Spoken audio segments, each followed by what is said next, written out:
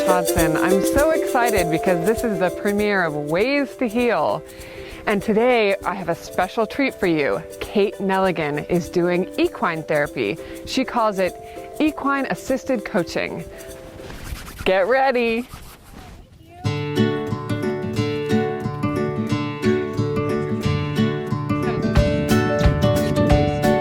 Hi, I'm Kate Neligan. I'm an equine-assisted coach, and this is Lindsay, who's a thoroughbred mare. And she's my co-coach in this process that we call equine-assisted coaching, also known as equine-assisted learning and equine therapy. And really what it is it's a process of personal and professional growth and development using horses as our partners. And they show up as mirrors for us to see things about ourselves, sometimes that we like, sometimes that we don't like, but really for us to grow in self-awareness about what's working and what's not working in our lives. And so people often come and they'll work on all different types of things: relationships, career transition, leadership, team building. And often what also happens is people work on healing. So the horses, based on their size and power, have a way of really opening us up and clearing any grief that we may be holding on to. And it's really just this natural, beautiful thing that happens when we're around them. One of the most exciting changes that I've seen in doing this work is with a woman who came to work on relationships, and she was working through her fear of intimacy and commitment.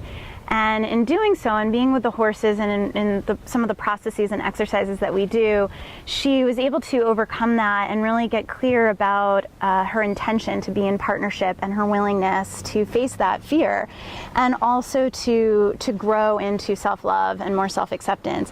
And in doing that, she actually attracted in a romantic partnership within a week of working together, which was really an amazing result that we saw.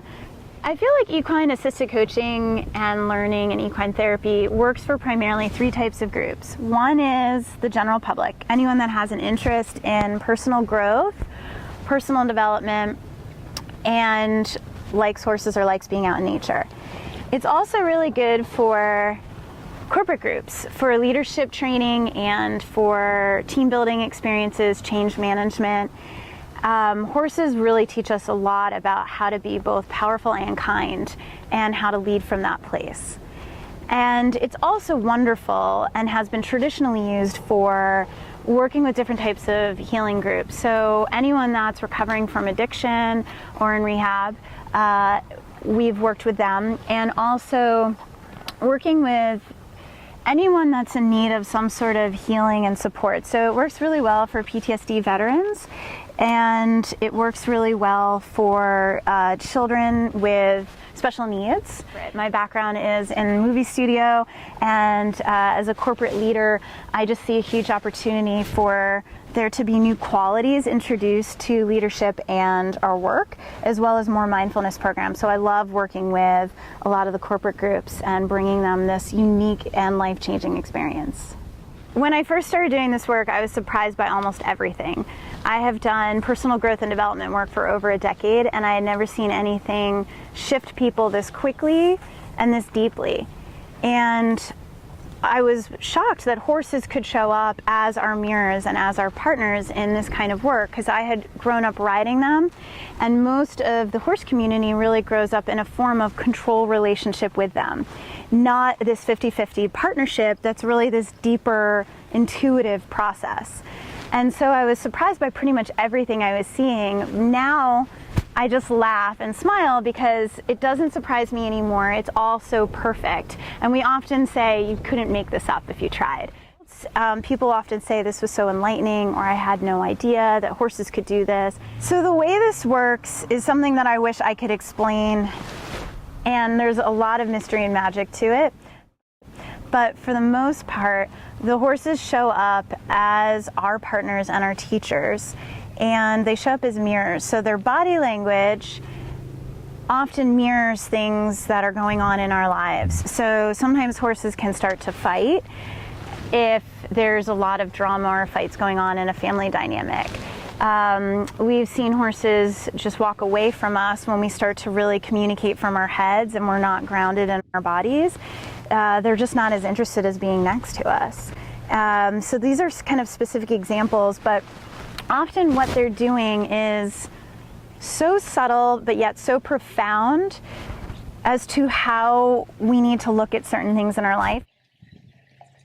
So one of the activities that we have people do is a hello ritual. And it's essentially saying hello to a horse the way a horse would greet a horse. And I'm going to approach him and get a really nice 50-50 hello. And what this often brings up for people is a story of rejection if they can't get a hello from a horse. Or it can bring up other things about people being unapproachable. Also, when people go to say hello to a horse, rather than just kind of that 50-50, they'll start to really connect into the horse's face. And I often see it as about people just wanting to have a connection with beauty. And often it really just creates a great conversation around certain things that we need to see about ourselves, because how we do one thing is how we do anything and everything. And so each activity that we do with a horse really gets to show us things about ourselves that we may not be aware of, and then we can really think about whether we want to change them or not. The other exercise that we have people do is a ritual in taking space. And this often brings up a conversation for a lot of people about, I don't want to take up too much space or not having enough influence. And a lot of it is really about the energy that they bring to certain situations. So having people use a reed and act like a horse to, essentially this is like the front of your body if you're a horse, to move a horse out of a territory and take its space looks like this.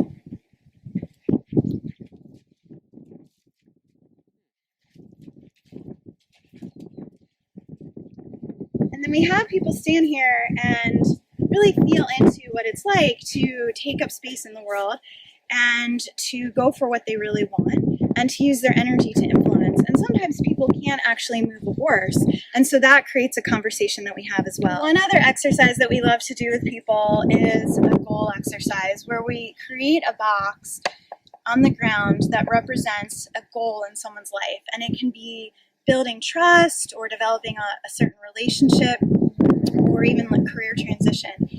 And people work with their energy to direct a horse to stand here inside the goal for 3 seconds. And what happens is how people approach the goal here and working with a horse is how they're approaching things in their life. It's a direct reflection. And it's really powerful because people get to immediately see the different energies we work with of pushing horse, pausing, or drawing our energy back while we're directing the horse, which one they lean on very heavily, and whether they're in maybe more passive, aggressive, or assertive energy. And really, we get people to get more grounded in their intentions, in their visions, in their clarity and specific directional energy that they bring to a horse so that they can accomplish the goal. But what's so great about this process is that it's really not about the goal. It's about the relationship we have with the horse and the relationship we have with ourselves.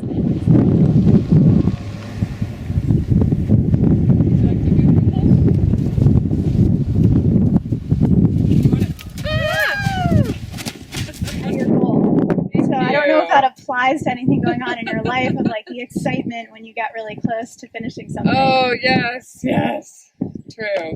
So if this all seems really interesting to you, I'd love to work with you, and I know the horses would as well. So please reach out to me via my website, which you can see below, and join us here. And I just want to say thank you for watching and for supporting this form of healing, and big thank you to Ways2Heal.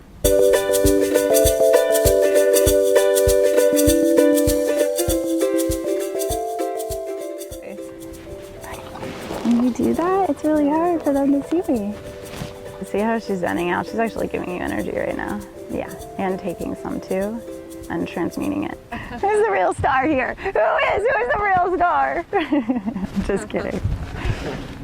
You're so cute.